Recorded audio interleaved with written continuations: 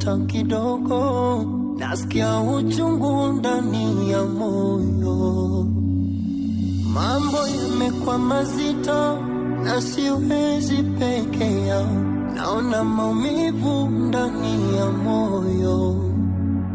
Na umesema walipo wawili wewe upo. Najiuliza nikiwa peke yangu, je, wewe upo? Ni kweli na imani, lakini kuna muda nachoka. Na si kwamba sikuamini, na kuamini sana. Nimeomba, nimefunga na nimetoa sadaka, ila mambo yanayuma. Fanya ima ujaraka, basi unambia